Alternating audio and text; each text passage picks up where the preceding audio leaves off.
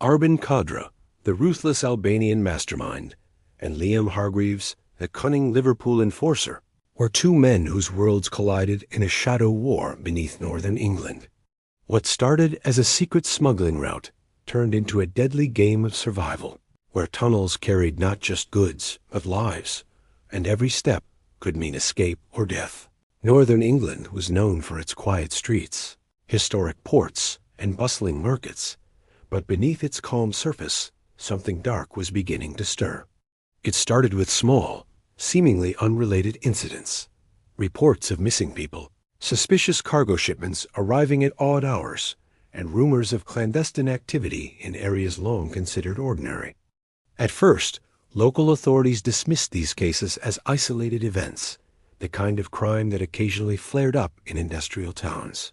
Yet patterns slowly emerged, patterns that hinted at something far more organized and insidious than anyone could have imagined. Across the Adriatic Sea, in Albania, crime syndicates were evolving.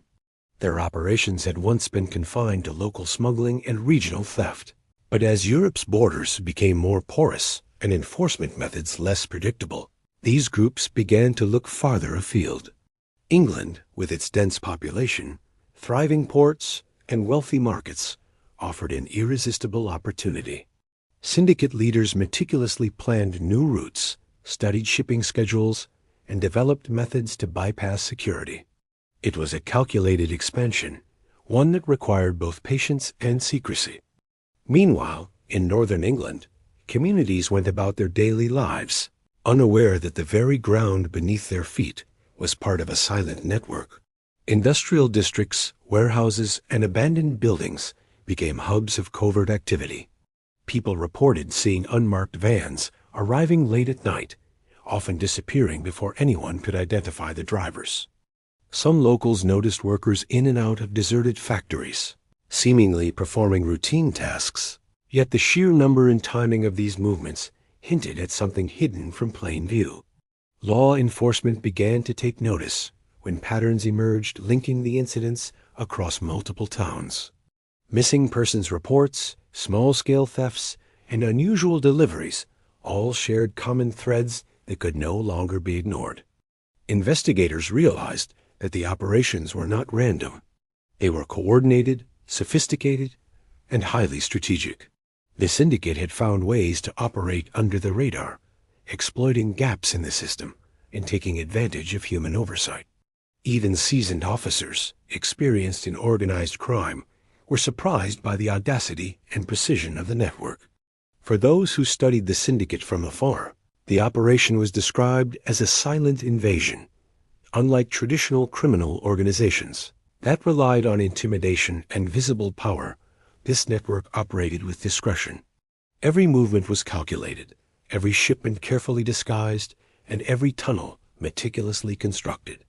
The syndicate, as leaders, had learned that the most effective crimes were the ones no one could detect until it was too late. While authorities pieced together fragments of evidence, the people living above the operations remained oblivious. Children played in neighborhoods directly above tunnels. Commuters passed streets under which cargo moved in secret, and shopkeepers received deliveries without ever suspecting their origin.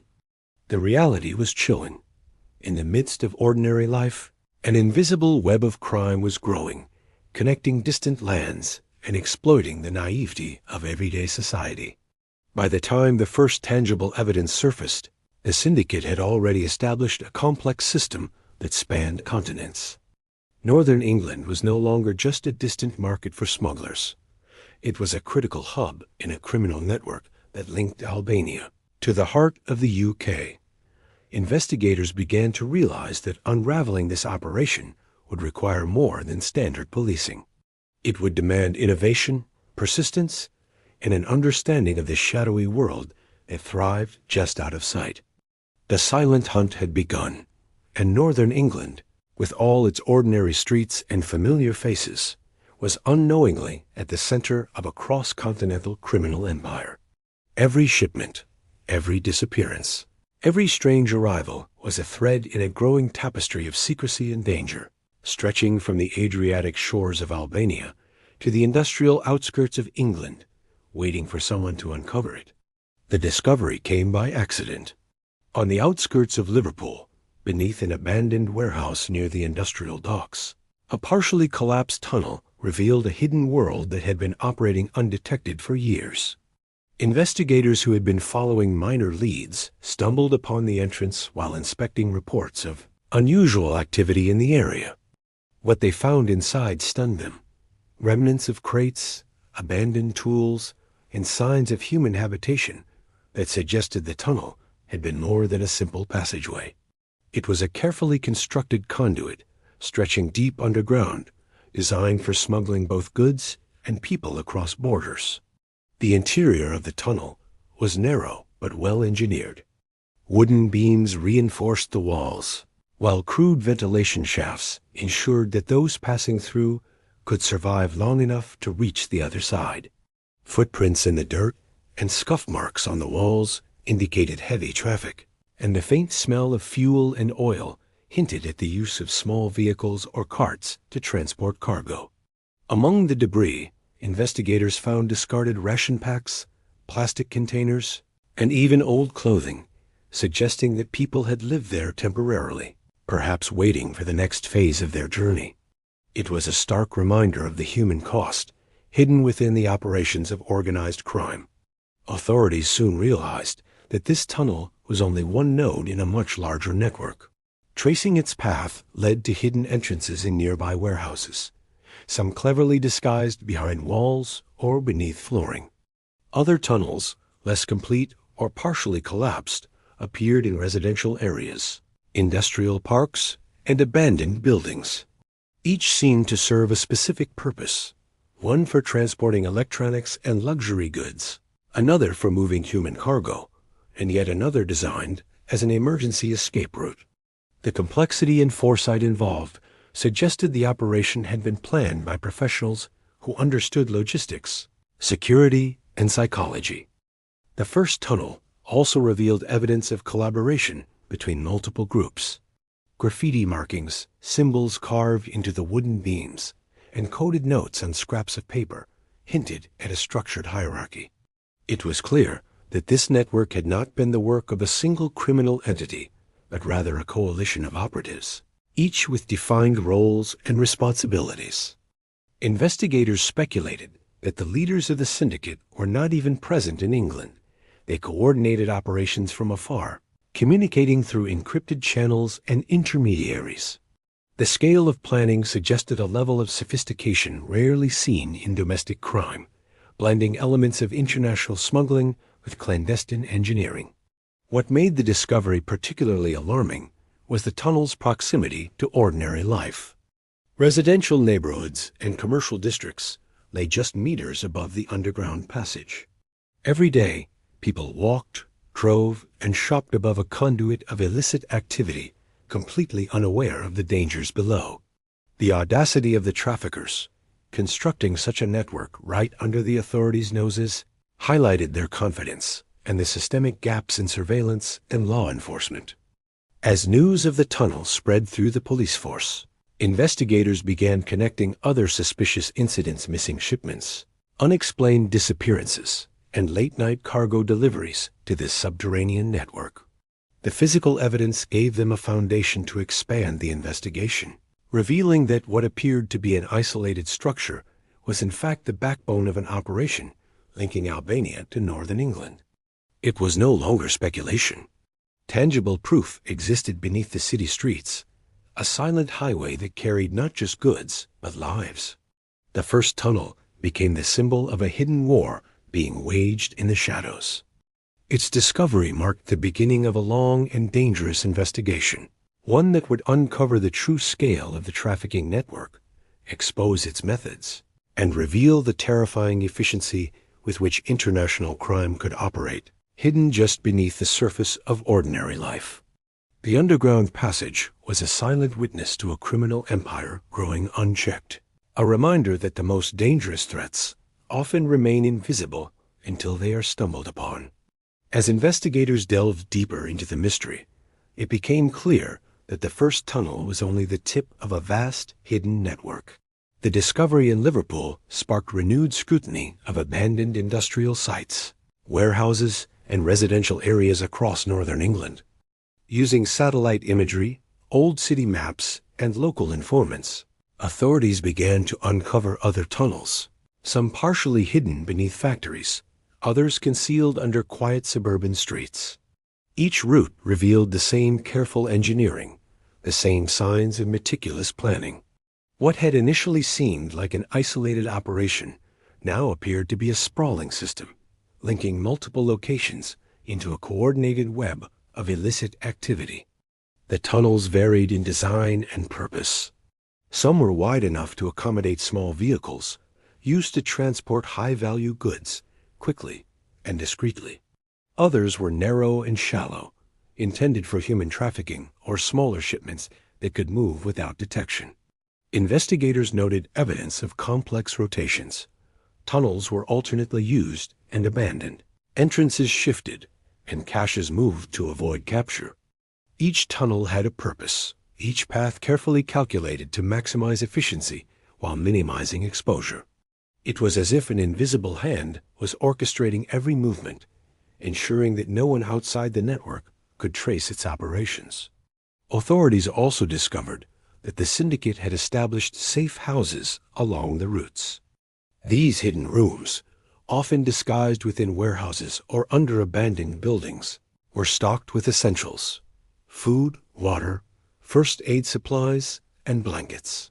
Footprints, worn floors, and discarded personal items suggested that trafficked individuals were kept there temporarily, awaiting transfer to the next tunnel or delivery point. For investigators, this revealed the human dimension of the crime. The tunnels were not just smuggling conduits for goods, but lifelines of a dangerous and organized criminal enterprise, moving people as if they were commodities in a hidden market. Patterns began to emerge from the chaos. Certain tunnels were primarily used for electronics, luxury goods, and counterfeit merchandise, while others were dedicated to smuggling people, weapons, or even narcotics. The operation was modular, capable of scaling up or down depending on need, and adaptive, able to change routes and methods at a moment's notice. Analysts were struck by the level of sophistication. The syndicate was not merely opportunistic, but strategic, blending criminal ingenuity with logistical precision. The network spanned continents, connecting Albanian ports to northern England, and the tunnels were just one layer of a far more complex operation. The human element was equally remarkable. Locals described seeing unmarked vans and trucks moving at unusual hours, sometimes with multiple drivers swapping vehicles in plain sight. Authorities began suspecting insider collaboration within legitimate shipping companies and warehouse operations. It became evident that the syndicate had infiltrated local systems, relying on both physical tunnels and human networks to maintain control. The efficiency and secrecy of the operations were unlike anything investigators had previously encountered in the region. As the investigation progressed, the tunnels revealed more than physical connections. They exposed a mindset of careful calculation, audacity, and invisibility. The syndicate's leaders had thought of every contingency, from structural integrity and ventilation to camouflage and escape routes. It was a criminal network designed not just to operate, but to thrive, to exist without detection in the shadow of normal life. Each tunnel uncovered brought new insights into their methods, but also new questions about the full scale of the operation and the countless lives affected along the way. By the time authorities had mapped the first cluster of tunnels, the magnitude of the network became undeniable. Northern England was no longer simply a destination. It had become an essential hub in a transcontinental trafficking system, intricately linked to Albanian syndicates thousands of miles away. Every step taken underground, every shipment moved silently beneath city streets, underscored the chilling reality. The network was vast, invisible, and far more advanced than anyone had imagined. The deeper investigators dug, the more they realized that this was not just a criminal operation. It was a silent empire, growing steadily beneath the unsuspecting cities above. The audacity of the traffickers became increasingly apparent as the investigation progressed. Unlike most criminal networks that relied on secrecy through isolation, this syndicate operated in plain sight. In northern England, unmarked vans and trucks moved daily through bustling streets, delivering cargo to warehouses that appeared entirely legitimate.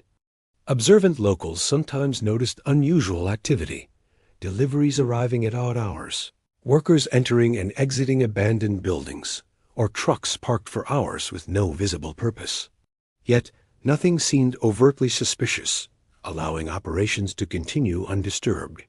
Authorities began to realize that the traffickers had mastered a new kind of invisibility, hiding their actions in the rhythm of ordinary life.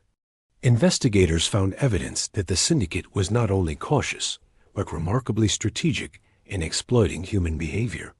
They relied on the predictability of routine, knowing that deliveries and industrial work often went unnoticed unless an anomaly was obvious. The network's operators blended in seamlessly with everyday commerce, making it nearly impossible for casual observers to detect anything amiss.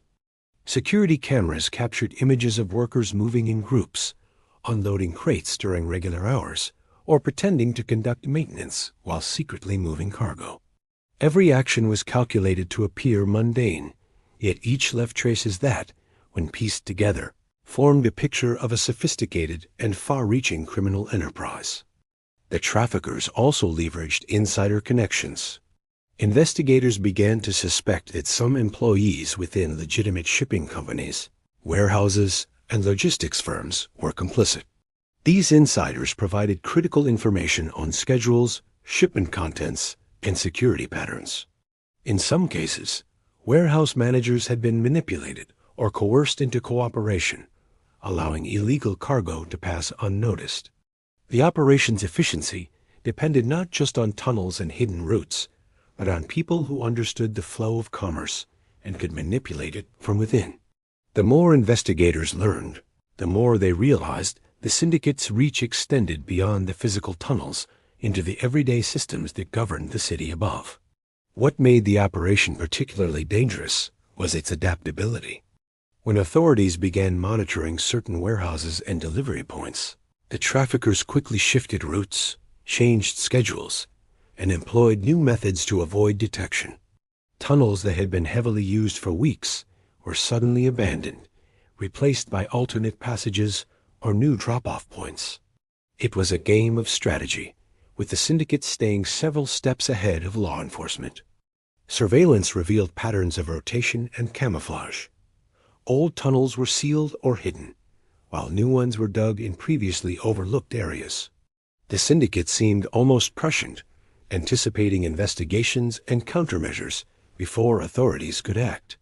The human cost of this clandestine network became increasingly clear. Investigators found evidence of trafficked individuals, displaced people, sometimes forced into the tunnels and kept in temporary holding areas. Makeshift bedding, discarded food containers, and traces of personal belongings painted a grim picture of life within these hidden spaces. Unlike material cargo, these victims had no control over their fate. Their movements, like the flow of goods, were meticulously orchestrated, leaving them trapped in a world beneath the city that most residents would never imagine existed. By blending in with normal life, the syndicate had created an almost perfect system of concealment. Ordinary streets, industrial areas, and quiet neighborhoods masked a hidden network that moved people, goods, and information with astonishing efficiency. For authorities, every routine delivery and every unnoticed truck became a potential clue, but tracking it all required painstaking observation and patience. The network's clever exploitation of routine human oversight and insider complicity made it clear that this was not a simple criminal operation. It was a carefully engineered system, silent and omnipresent, operating in plain sight while the world above remained oblivious. The breakthrough arrived in the most unexpected way. Near one of the partially collapsed tunnels on the outskirts of Liverpool, search teams discovered a lone worker hiding behind debris. He was exhausted, dehydrated, and clearly terrified. His clothes were covered in dust, and his hands bore marks from digging and handling heavy tools. He had been trapped when a section of the tunnel caved in, and with no one from the syndicate returning to help, he had been forced to crawl toward the surface on his own. His discovery was the first living link to the inner workings of the underground network, a silent witness who carried years of secrets etched into his fear. Authorities immediately recognized the value of what they had found. The tunnel worker was not a leader or a strategist, but someone who had seen the system from the inside. His condition revealed the harsh reality of the operation. Even those who maintained the tunnels were expendable to the syndicate. When questioned, he revealed the hierarchy that governed the network. At the top were Albanian syndicate leaders who never appeared in England. They operated from afar, issuing instructions through coded messages and encrypted devices. Beneath them were regional coordinators in northern England who managed local movements, supervised tunnel construction, and ensured shipments moved without delay.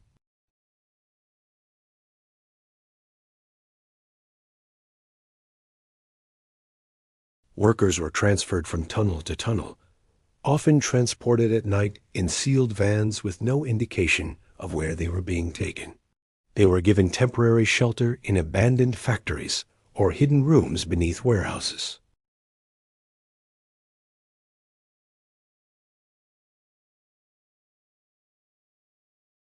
Each location was chosen for its isolation or its ability to blend into busy industrial zones, making it nearly impossible for outsiders to distinguish legal activity from illicit operations. He also revealed the system of coded signals used within the tunnels. Carved symbols on beams indicated safe routes, danger zones, or paths under surveillance. Scraps of paper with numbers or short phrases were used to synchronize movements without leaving incriminating trails. Everything was designed to minimize communication that authorities could intercept. The worker explained that the tunnels were monitored by lookouts stationed in nearby buildings, communicating through subtle gestures or prearranged signals rather than radios or phones. This analog style of coordination made detection even harder. One of the most disturbing details he revealed was the presence of holding rooms used for trafficked individuals.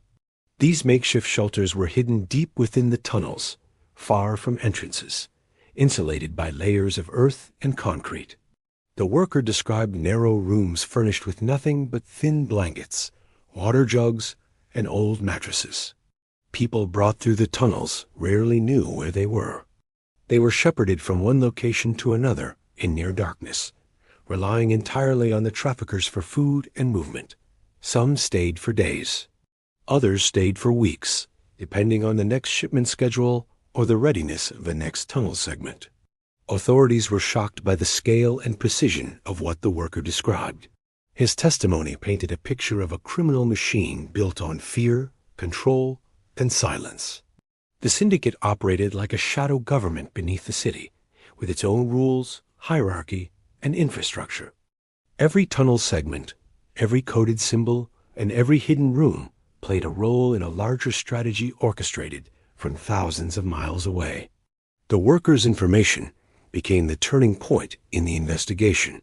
For the first time, authorities had a map of connections, a clearer understanding of how goods and people flowed through the network, and insight into the minds behind it. But his revelations also carried a chilling warning. The tunnels they had discovered were only part of the system. There were more routes, more safe houses, and more players involved than anyone had previously imagined. The investigation, though gaining momentum, was still far from uncovering the full truth. The workers' testimony ignited a new phase of the investigation, giving authorities the clarity they needed to plan a large-scale operation. After months of collecting fragments of evidence, following suspicious shipments, and mapping the tunnel system, law enforcement agencies across northern England decided to launch a coordinated sting. The goal was not just to shut down one tunnel or arrest a few low-level workers, but to strike directly at the network's infrastructure. It required undercover agents, surveillance teams, and analysts working around the clock to anticipate the syndicate's movements. Every detail had to be perfect, because a single mistake would cause the traffickers to vanish into the shadows once again. Undercover agents were placed in shipping companies, warehouse crews, and transport services that had shown signs of infiltration. Some agents posed as logistics contractors, blending in with dock workers and delivery drivers. They joined night shifts, attended routine offloading sessions, and handled shipments that moved between warehouses and industrial yards. Their mission was simple, yet dangerous: observe everything and wait for an opening. Because the syndicate rarely used phones or radios, most communication occurred in person, through brief interactions or coded exchanges. This made it difficult for agents to capture hard evidence, but it also meant human mistakes could expose crucial patterns. As surveillance expanded, investigators began to track certain vehicles repeatedly appearing near tunnel entrances. These vans operated late at night, always following indirect routes and making sudden stops. Some would meet other vehicles in isolated areas before continuing separately. Drones and long-range cameras captured every movement, while analysts traced registration numbers to shell companies that existed only on paper. Bit by bit, the system's invisible threads became visible. Authorities marked key dates when shipments were expected, cross-referenced them with activity near the tunnels, and waited for the moment the traffickers would attempt a major transfer. That moment arrived during a cold, foggy night when several vans converged on a seemingly abandoned warehouse connected to one of the main tunnels. Undercover agents were already inside, posing as casual workers who had been recently hired. They watched as crates were brought in and transferred to a concealed lift leading underground. The operation moved with practiced precision, clearly familiar with avoiding suspicion. But the syndicate did not know that every second was being monitored from an operations room miles away. When the crate transfers reached their peak, authorities launched the sting. Police units surrounded the warehouse, blocked nearby roads, and intercepted several vans heading toward secondary tunnels. Inside the building, agents secured the entrance, cutting off escape routes. Some traffickers tried to flee into the tunnels, but collapse response teams sealed the exits from outside, trapping them underground. Others attempted to destroy evidence, but investigators swiftly confiscated documents, digital devices, and hidden ledgers that offered a rare glimpse into the network's finances and operations. The sting didn't just capture workers. It uncovered dozens of trafficked individuals hidden in underground rooms. Many were malnourished, weakened, and confused after weeks or months spent in darkness. Their rescue added urgency to the case, proving beyond doubt that the tunnels were not just smuggling routes, but human pipelines. Weapons, counterfeit goods, and luxury electronics were also seized, revealing the breadth of the criminal enterprise. By morning, authorities had arrested several mid-level operatives responsible for managing routes and overseeing tunnel maintenance. These individuals possessed valuable information: addresses, aliases, systems of payment, and coded schedules. For investigators, the sting represented a major victory, the first decisive blow against a syndicate that had long remained invisible. But it also exposed a more unsettling truth.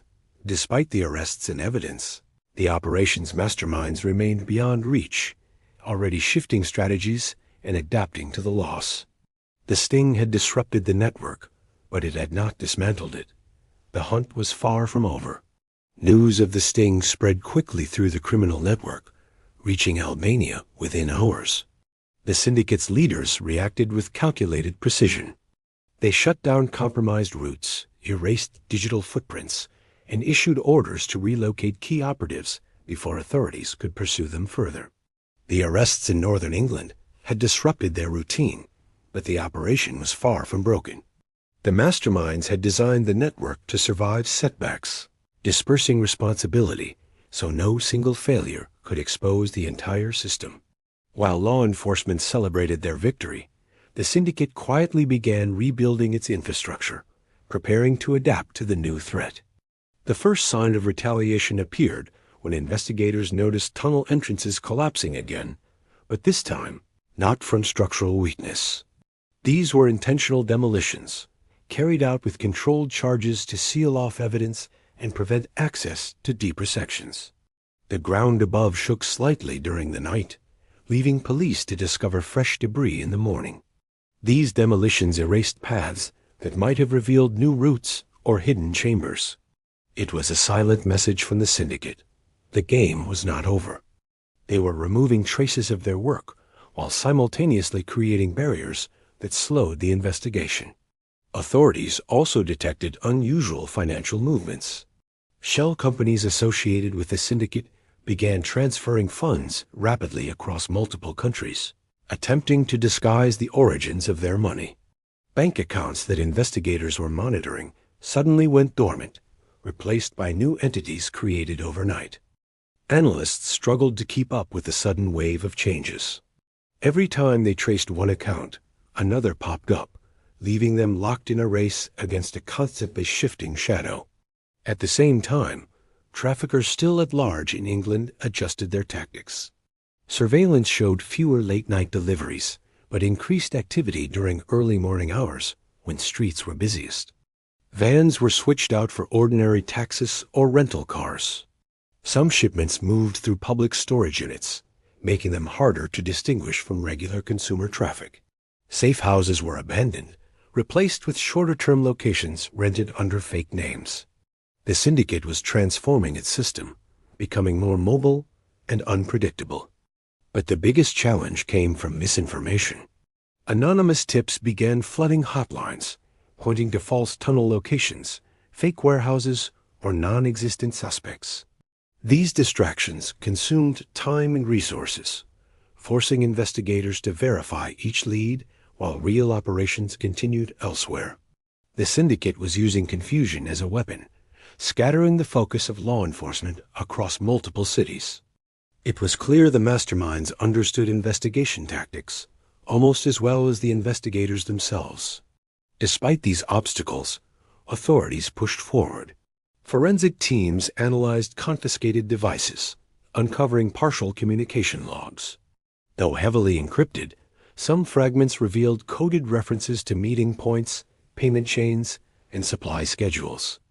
These clues suggested that a new, larger shipment was being prepared, one meant to re-establish the syndicate's dominance after the sting. The traffickers seemed determined to prove their network was still alive, still powerful, and not intimidated by law enforcement pressure. Meanwhile, rescued victims provided heartbreaking insight into the network's resilience. Many described being moved between multiple holding sites, never staying in one place for long. They spoke of handlers who changed weekly and instructions delivered through gestures rather than words. Their testimonies confirmed what investigators feared. The traffickers operated with rigid discipline, and their adaptability made them extremely difficult to track. The more authorities uncovered, the clearer it became that the sting had disrupted only a portion of the machine. The tunnels remained a symbol of the network's reach, but they were just one layer of an operation that spanned borders and relied on countless moving parts. As investigators braced for the syndicate's next move, one unsettling truth emerged. This was no longer just a criminal case. It was a battle of strategies, a silent war fought in alleys, warehouses, financial systems, and underground passages. And every sign suggested the syndicate was preparing its boldest response yet. The exposure of the trafficking tunnels sent shockwaves across northern England, shaking communities that had long believed their streets were safe. What had appeared to be isolated incidents, a missing shipment here, a strange delivery, there suddenly revealed itself as part of a vast, meticulously orchestrated criminal enterprise.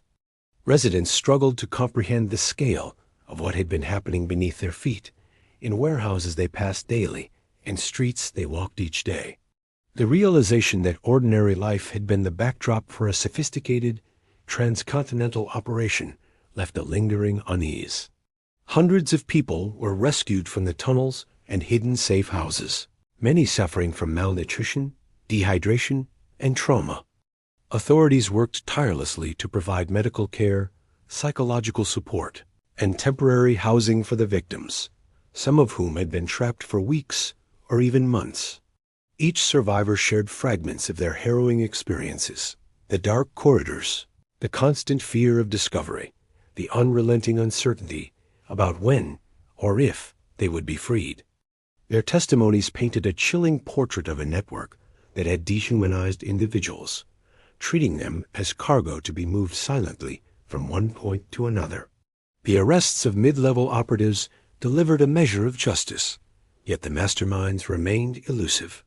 Law enforcement agencies across multiple countries collaborated to track financial flows, communications, and suspected hideouts, but the syndicate's leaders had already adapted, shifting operations online and dispersing assets across borders. It became clear that physical tunnels, while critical, were no longer the sole arteries of the network. Encrypted messages, cryptocurrency payments, and carefully disguised shipments had created a parallel system one as invisible and untouchable as the tunnels themselves. The public reaction was a mixture of shock and outrage. Media outlets covered the story extensively, highlighting the scale of the trafficking network and the vulnerability of communities unknowingly living above it. Parents feared for their children, business owners scrutinized deliveries, and city planners reconsidered how urban spaces could hide clandestine activity. Experts warned that similar networks could exist elsewhere, exploiting the gaps between surveillance, commerce, and human behavior. The story of the silent hunt became more than a criminal case. It was a wake-up call, revealing the fragility of assumptions about safety, security, and normal life. Despite the disruption, the syndicate had proven its resilience.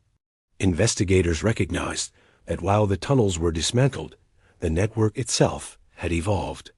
Operations had migrated online, making the threat harder to monitor, but no less real.